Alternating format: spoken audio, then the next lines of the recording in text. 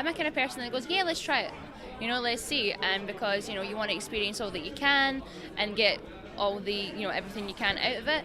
It's been really, really fun. It's been an absolute whirlwind. I am constantly learning and in situations where I'm not entirely sure what I'm doing, but that just seems to be the way of it, and you just put one foot in front of the other and go with it. The storyline side of it, I think it's so fun. I really think it's so fun. And like I said, obviously you said I've been more on the wrestling side of things before, so this is different for me, but before, when I used to work some places in the indies, we would do some storylines, some funny stuff.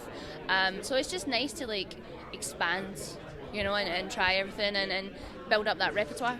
Absolutely, and I hope I'm not crossing a line here, but what exactly is it that you saw this past Monday night that kind of gave you pause when you were looking at the doll? Anything you can share with me would be appreciated. Hell and suffering. I wish I could unsee it. Incredible. I'm glad you shared that with me. You're going to be ringside alongside Eva Marie as she takes on Alexa Bliss. Do you expect to get physical in that match? I mean, I don't want to. I want to stay. Well, do you know what? As long as I stay as far away from Lilly as possible, that's fine. But if Lilly makes an appearance, I don't know how I'm going to feel about that. I'm sure Eva's going to have some feelings and some thoughts. But yeah, I would prefer to stay as far away from the demonic doll as possible. I really like your style from the outside of the ring, inside of the ring. You really seem to pay close attention to that curated look that you create to stand out, which is very hard to do in professional wrestling in WWE. What is it that inspires you? Is there anybody who inspires you in terms of your style, your fashion choices? I always like to be a little bit girly grunge. I like to look cutesy, but still she can mess you up. So I don't know if there's any particular person, because this is going to sound so weird, but hate copying people. So maybe I just like to be oh, her shoes are cute, maybe I'll get a pair of those, and then get another person oh, her dress is cute. But yeah, I really do try my hardest to stick out a bit without being overboard. No, absolutely. Now, this is a great start for you, very hot start in terms of being at SummerSlam. First really huge Big Four event of the post-pandemic era. Do you set a 1-year plan, or within 6 months, this is where you want to be this time next year? Kind of, yes. So I like to work with positive visualization and things like that, but I don't like to put any time limits or anything. Just this is a goal. So before, when I was working in NXT UK, I had it in my head no, I will be a main roster talent, and every day I'd go to training and go to the gym and be oh, yep, this is just me getting ready for my step up, and then one day, bam, it just happened. So my next visualization and positive thinking is to win the Raw Women's Championship at Texas and WrestleMania. Oh, excellent. Very specific. I like that. So that's a great goal. A final question. What is it that you've missed the most about NXT UK in your time there as one of their top stars? The ghettos. I really, really miss the ghettos. We just had such a sisterhood there, and I really, really love being with everybody. Don't get me wrong, we had there were stressful days and stuff, but we all got each other through it, and sometimes there would be tears in the makeup room and everything, but I just I miss them so much. WrestleMania alongside Bad Bunny, you really had the world, the eyes on you, but it was more of a limited capacity crowd. Here you are in really what feels like more of a WrestleMania, to where 50,000 seat stadium and whatnot. Does this feel like more of a WrestleMania to you than WrestleMania? It definitely has a WrestleMania feel. And for me, I mean, it's kind of hard to say, is it more of a WrestleMania? I just experienced my first WrestleMania, so that's still huge for me personally. But I understand where it's this many people, and just the vibe around it is very much, everybody's saying is a WrestleMania feel. But let's not take away from SummerSlam. SummerSlam is supposed to be the biggest event of the summer, the biggest party of the summer, and it's always been a huge event in WWE history. So to me, it's this being my first SummerSlam, I am extremely stoked for it. What I really like about you is you can go back and forth between a hard-hitting style to where 1 minute you're either flying over the top rope and it's very pretty and finesse, but when you need to, you could really kind of get down dirty and ugly with people. And that seems to be a lot of what you've handled with Sheamus here. So do you appreciate that type of style in terms of Sheamus? Because it really seems like you have a lot of fun kind of beating the hell out of each other. So, yes. You see me, everybody knows that I'm I like to have a good time, you know. I'm smiling and, you know, whatever, but I love fighting. I actually love fighting. That's why I used to fight when I was younger, and then transition to this world, you know, because I love that physical combat mentality. So yeah, when I get to do more of this, just strike base, you know, ground and pound, just gritty fight, and you know, and just you literally have to just work through the pain type of scenario, type of fight atmosphere. I love it. This is actually one of my favorite things. So I like to be able to do a little bit of everything. Like I purposely made myself a hybrid of different styles so that I can go with just about anybody, you know, whether it's showing agility and high flying stuff or grappling or striking. I like to take a little bit of everything that I feel like can pertain to me to make myself better. But this is probably my favorite style of fighting. Now, I first saw you live in terms of in person a couple years ago in New Orleans. It was at the Supercard of Honor, Punishment Martinez, and I just thought this guy's got it all figured out in terms of his character, presentation. So how much of that character, Punishment Martinez, have you allowed to be incorporated into Damian Priest, or are they just two completely different acts that you're doing? So for me, Damian Priest is very much me. You know, like you see me outside of the ring, you'll see me in the ring. It's the same exact person. There is no change. You know, I think the Punishment character was more one of the things I was a fan of. You know, in-ring style, no. The fight that's the same. But I'm talking about the actual character. Like Damian Priest is not a character. Damian Priest is me.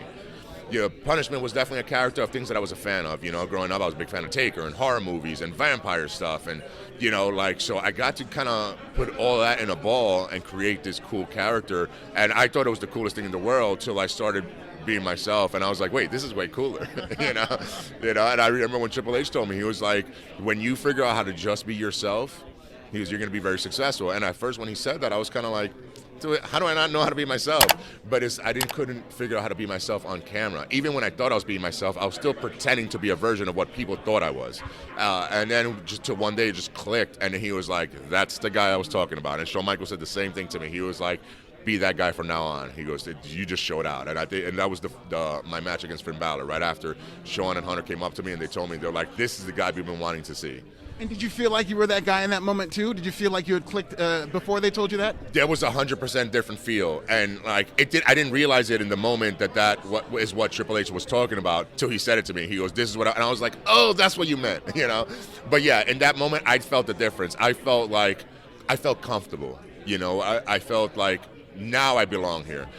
Up until that point, every single match, every single time, I was wondering if I belonged in this company. You know, I would look around and see everybody and see how natural everybody was and stuff, and I would question myself, like, man, I don't know if I'm good enough.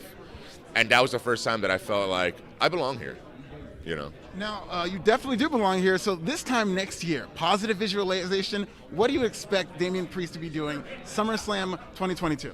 Headlining, main event. You know, for me, I considered this run a ladder. So, and every single opportunity, I need to climb a rung, you know. And it started with Rumble, and then moved on to WrestleMania, and then WrestleMania Backlash, and now here we are, SummerSlam, you know. And I'm just trying to keep climbing till I reach the very, very top of. And I don't know what's at the top. I don't know but we'll see what happens in the future. But I want everything. I always want more. And even if I can't achieve everything I want, it'll be cool to see what I could achieve in the process of trying. And that's, for me, how I can have my name stand the test of time and for it to live forever in WWE history. And, well, it starts SummerSlam with the United States Championship. It looks like you're kind of going through another rebirth on the road back to the main event here at this big show, SummerSlam, 50,000 plus people. Would you consider this on the scale of your biggest matches, right up there with your biggest match? Yeah, absolutely. This match is huge for me. For a couple of reasons. One of the reasons being I had 2 back-to-back knee surgeries, so obviously the rehabs are very tedious and very demanding and challenging, but the mental game is very tough. You often have doubts during that rehab. Can I perform at that high level again? Will there be a spot for me? So being at an event like this in a high-profile match against Drew McIntyre, it's validation. You know, I'm on that right path, and a dominating victory over someone like Drew McIntyre would automatically, I believe, put me back into the title picture, because the goal is to become WWE champion again. As you mentioned, this is one of the biggest matches of my career, and especially feels like that right now because I haven't performed in front of a crowd this big in a couple of years with the injuries and COVID with everything. But I feel confident. This is, as you mentioned, a couple different versions the fans have seen of myself, but I think this is the best version. I'm confident now. You can see in my demeanor, I'm coming out, I'm smiling, I'm more relaxed. All in all, everything is clicking. I feel good, knees feel good, and we're going to make a statement against Drew McIntyre at the Allegiant Stadium this Saturday. You're such a positive, motivational guy, and I just loved your message in terms of taking control of your career and where that led you to being like a WWE champion. And there's also things outside of WWE, roster changes and whatnot, that people may get worried about. What do you do personally to just focus in on what matters and the task at hand? Yeah, I just focus on what I can control and make sure that I'm giving it my all. I went through a release in WWE in 2014, and now looking back, that was, I would say, the best thing that happened to me, because it made me realize that I can't play the victim mentality. I got to take control of things. I'm in charge of my own destiny. I'm in charge of the effort that I put in, the work that I put in, and ultimately the results will be derived from all the effort and everything. So just a message to anybody who's struggling, not only in WWE or wherever in professional wrestling or any walk of life, just remain positive, work hard. Even if you can get 1% better each and every day or 1% better every week, over a long time, that 1% compounds into something great. So just keep plugging away. Don't give up. Don't take no for an answer. Believe in yourself and work hard. Yeah, and to that point, a lot of people saw your championship win as something of an overnight success. It just happened so fast to so many people, but I'm sure for you, this was brick by brick by brick since 2014, like you said. But in terms of WWE and pursuing this title, do you enjoy this journey that you're going on now, that now it's one step at a time and now you're at this step? No, absolutely. It was not an overnight success. I've been, a lot of people don't know this, I trained to become a professional wrestler starting when I was 15 years old, wrestling in front of like less than 10 people, traveling for hours, making no money, spending money to, get experience. Even sometimes I wouldn't be on a show and I would just go to set up the ring just to learn something. I think that's what's missing nowadays. Everybody wants to be successful right away. Maybe with social media and everything, nobody wants to put in the work or look like they're struggling.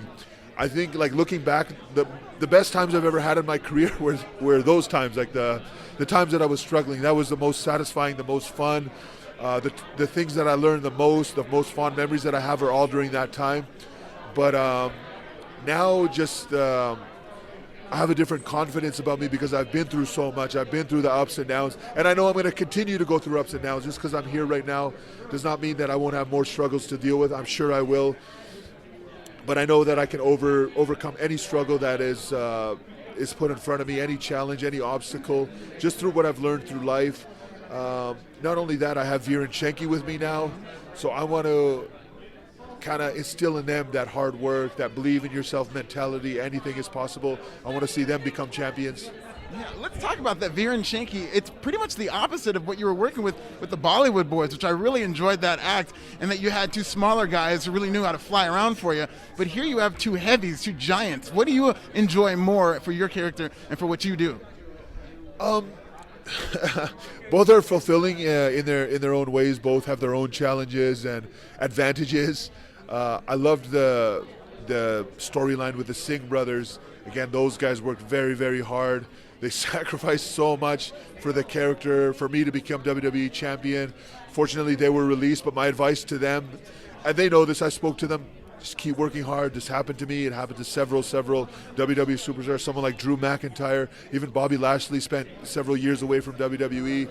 Just keep working on yourselves. Remain positive. You can always come back. There's lots of opportunities everywhere.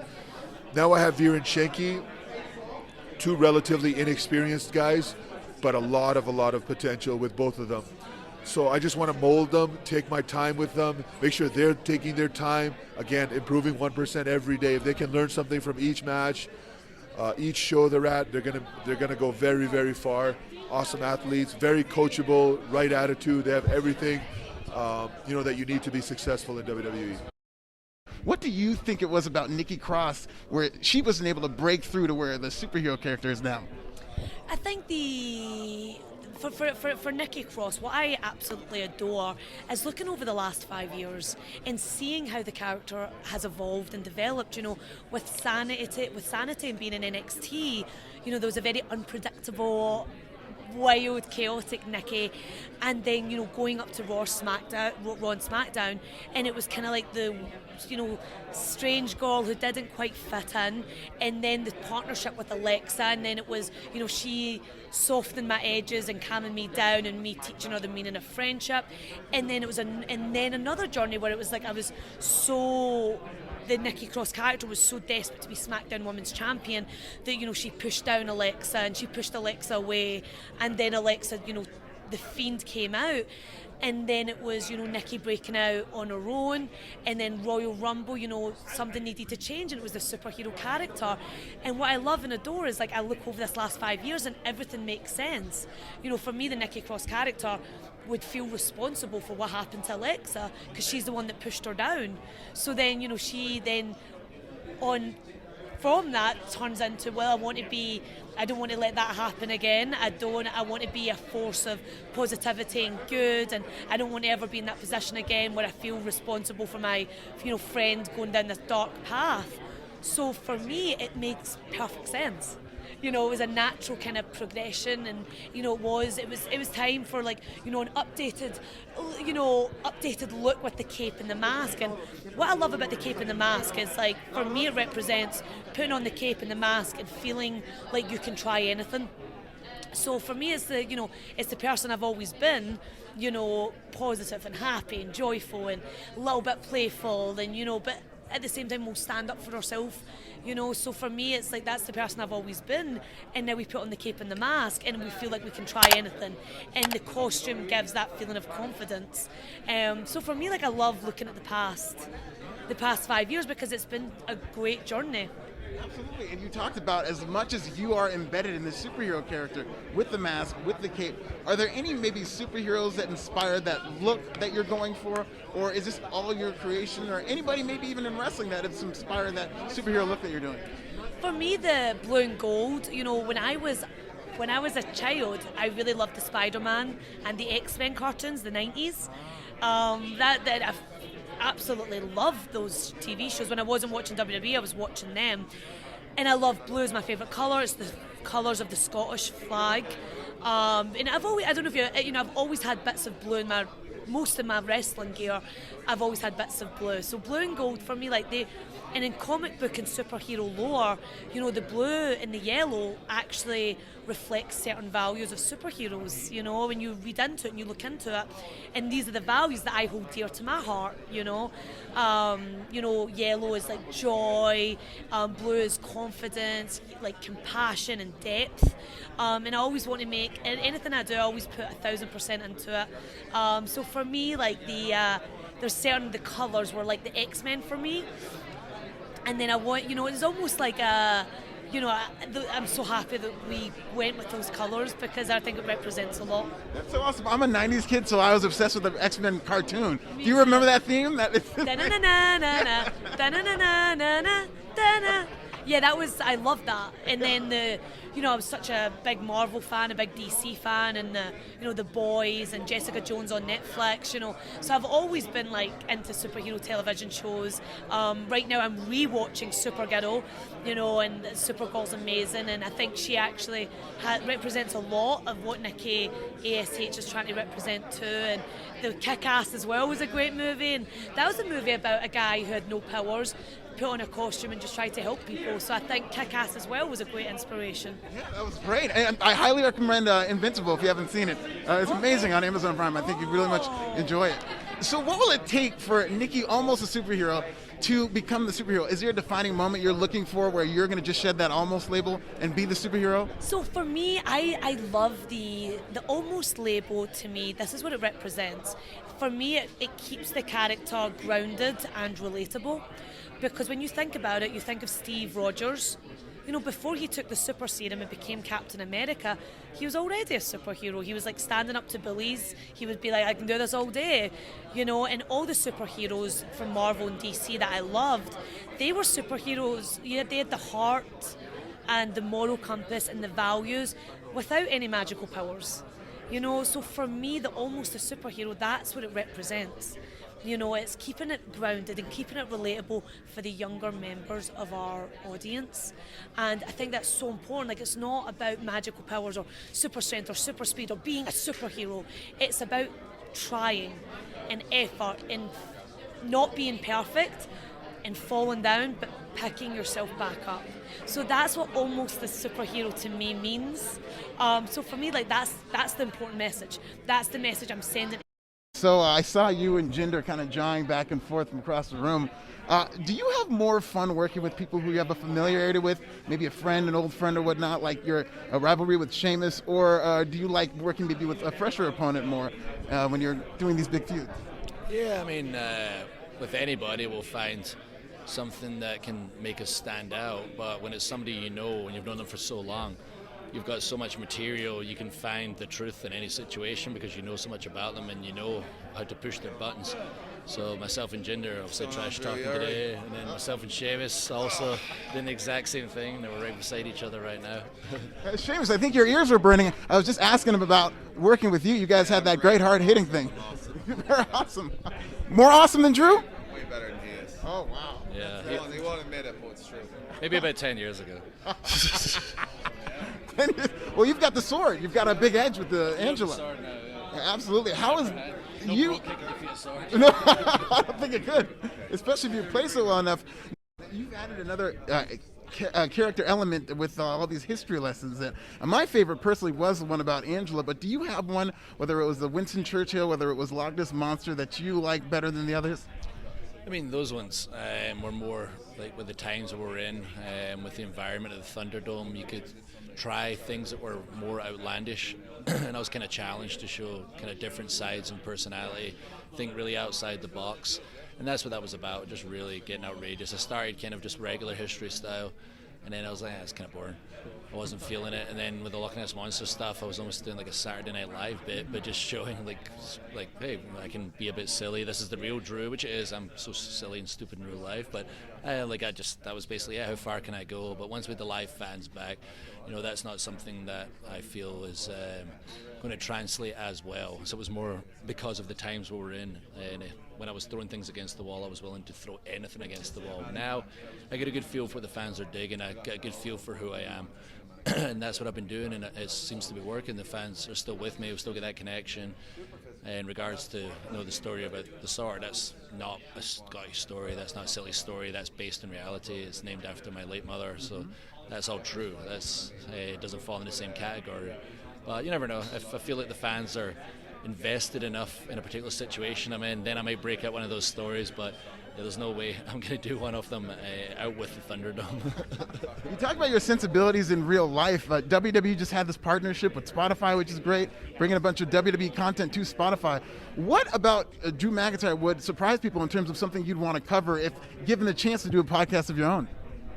I don't think it surprises anyone anymore because I've been in the public eye since I was about 21, so everyone knows everything about me. So for those that know and those that don't know, you'll find out. I'd probably do something to do with the paranormal and UFOs. Something I'd probably focused on.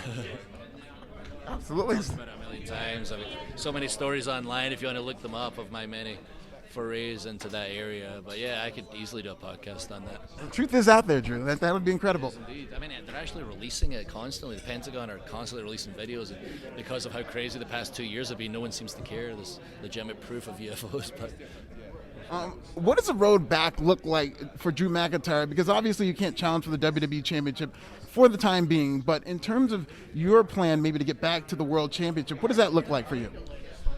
I got to find a way. Obviously, Lashley and MVP screwed me out of winning back the title, namely at Hell in the Cell when MVP was able to get inside it. My last possible chance was Money in the Bank. Jinder and his cronies screwed me out of that. So right now, I don't quite have a plan except embarrass Jinder tomorrow, rip his head off, make an example of him, and just keep running through everybody that gets in my path until I find a way to the title. And like, people keep asking me about a draft. I don't know when the draft is, if it's anytime soon. If I happen to go to SmackDown, if Roman's still champion and he happens to come to Raw, if Cena's champion, he happens to come to Raw, whatever it may be, I'm getting my hands on a title for the first time in front of fans. Now, you mentioned Roman Reigns, who was one of your few peers these days in terms of WWE. You guys had a great match at Survivor Series. Roman recently had some comments about one CM Punk. As a top star, do you have any comments to make in terms of his potential return to wrestling? No, just anything that's good for wrestling. I'm all about. I was outside the company 2014 to 2017, working in the independents and with Impact, and just trying to make wrestling a healthier, better place. And it's healthy right now. It's an incredible place. Obviously, WWE is still at the top, leading the charge. And anything that can make it better, I'm all about. So, yeah, just if it makes a positive difference, it gets a thumbs up from me. Now, final question about being the ambassador to the Special Olympics. You mentioned the time that you were out of WWE, and you really do have an inspirational story of getting back in. So what type of inspiration do you draw from the Special Olympics and that partnership you have? That's such a serious question to answer when Sheamus is Yeah, staring right at me. Get yourself over. Yeah, that's really special to me. Last night we had the first Special Olympics event in person, where everybody was able to get together with the staff, with the athletes, and with the superstars. And we've been doing a lot over Zoom for the past 2 years. I've got to know everybody at Special Olympics so well through Zoom. I've been able to put together some workout programs for the athletes to follow, some challenges I've been setting for celebrities and fellow superstars to compete in, to try and draw some positive attention towards Special Olympics, and to get with everyone last night, have a fun time playing, I think it's right, bocce ball, I think it's called. We had so much fun doing that. I got silver medal with my teammate Rob. I would have won, but Sarah Schreiber's a big cheat. At the end, I got to announce a few of the athletes that were participating at the Special Olympics USA Games and representing Nevada, which was really cool. And then they surprised me by announcing me as the champion ambassador. So that caught me by surprise. I was able to hold my emotions together. My dad's side almost came out, almost got a few tears going. But it means the world to me, and I'm excited for the future, what we're going to do together. That's really good. A final question, Sheamus versus Damian Priest tomorrow. Who you got? Oh, Damian Priest, 100%. No. I think he may just squash him, actually.